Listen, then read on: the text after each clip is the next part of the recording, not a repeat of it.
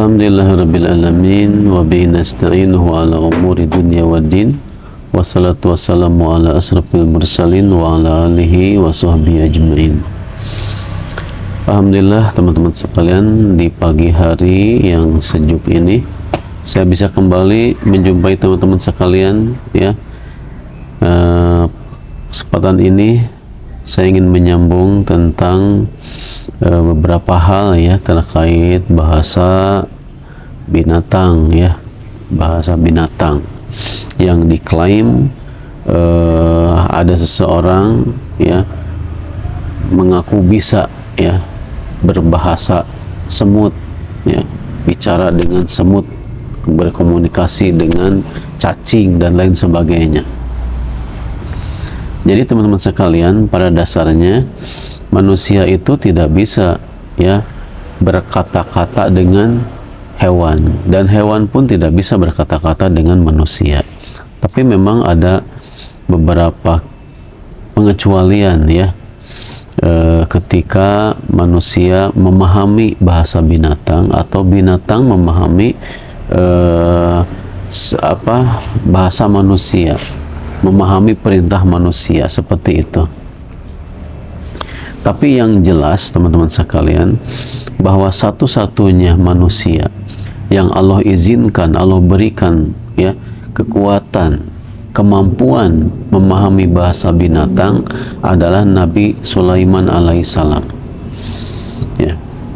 Dan apa sebetulnya bahasa yang digunakan oleh binatang yang bertemu dengan Sulaiman? Kita simak ya penjelasannya sebagaimana yang Allah firmankan, a'udzubillahi minasyaitonirrajim, hatta idza atau ala wadin namli qalat namlatun, sehingga ketika telah tiba ya Nabi Sulaiman dan pasukannya itu di suatu lembah, namanya lembah semut ya, karena di situ banyak semut-semut di lembah tersebut. Qalat, maka berbicara salah satu semut itu, pimpinannya, ya ayuhan namlu, wahai sekalian semut, udkhulu masakinakum, hendaklah kalian masuk ke tempat-tempat tinggal kalian, la yahtimannakum Sulaiman wa junudahu, jangan sampai kalian terinjak oleh Sulaiman dan pasukannya, wahum la yas'urun, sedangkan mereka tidak menyadari menginjak kalian, gitu ya. Ini semut ini dengan bicara dengan bahasa apa? Kalau dalam ayat ini semut itu berbicara dengan bahasa Arab, bahasa yang dipahami oleh Nabi Sulaiman. Kemudian ketika Nabi Sulaiman juga kehilangan salah satu burung ya, waktu dikumpulkan para jin kemudian hewan-hewan ya, diantaranya burung itu nggak ada, namanya burung hudhud. Maka Nabi Sulaiman memberikan ancaman bahwa kalau tidak ada alasan yang jelas akan disembelih gitu ya. Maka datanglah burung hudhud, kemudian dia mengatakan bahwa dia telah sampai pada suatu tempat ya, wajituka, dia mengatakan wajituka, dan aku datang kepada engkau wahai Sulaiman, min Saba, dari negeri Saba, binabain yakin, dengan berita yang meyakinkan. Lalu burung hud pada saat itu menyampaikan bahwa dia melihat suatu negeri yang subur makmur dipimpin oleh seorang perempuan, dan ternyata yang mereka sembah itu bukan Allah, tapi mereka bersujud menyembah kepada matahari. Ini kabar dari burung hudhud, yang burung hudhud itu menyampaikan kabarnya dengan bahasa Arab ya, atau ya bahasa yang dipahami oleh Nabi Sulaiman alaihissalam. Ya, dengan demikian teman-teman sekalian, sebetulnya tidak ada bahasa khusus ya ketika hewan itu berbicara dengan manusia. Tidak ada bahasa khusus, tapi bahasa apa? Ya bahasa hewan aja, tapi manusia memahami. Jadi satu-satunya manusia yang diberi kemampuan oleh Allah memahami bahasa binatang adalah Nabi Sulaiman alaihissalam. Ya. Jadi Sebetulnya semua hewan itu bisa komunikasi dengan hewan sejenisnya, dengan teman-temannya, dengan komunikasi yang kita tidak mengetahui secara detail. Yang jelas di antara mereka bisa saling memahami, bisa saling berkomunikasi dan sebagainya. Seperti semut, seperti lebah gitu ya. Dia bikin sarang bareng-bareng ya, mengeluarkan madu, kemudian merawat anaknya juga, merawat pimpinannya bareng-bareng. Itu memang di antara mereka ada komunikasi yang kita tidak tahu dan kita tidak penting untuk mengetahui secara detail ya masalah itu. Tapi ini merupakan keistimewaan yang Allah berikan kepada Nabi Sulaiman. Bahkan Nabi Sulaiman itu bisa mengendalikan bangsa jin, yang ini tidak bisa ya disaingi oleh orang sesudahnya. Karena Nabi Sulaiman pernah berdoa, A'udzubillahi minasyaitonirrajim, qala rabbikfirli wahabli mulkan. Kata Nabi Sulaiman, ya Allah ampunilah aku, wahabli dan berikanlah aku mulkan, kerajaan, kekuasaan, la yambagi li ahadin min ba'di, yang tidak layak diberikan kepada seorang pun setelah aku. Innaka antal wahhab, sesungguhnya engkau maha pemberi.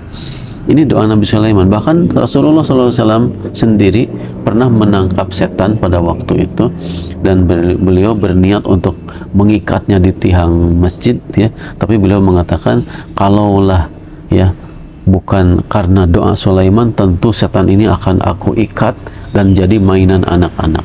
Tapi karena beliau mengingat doa Nabi Sulaiman seperti itu, maka beliau tidak mengikatnya.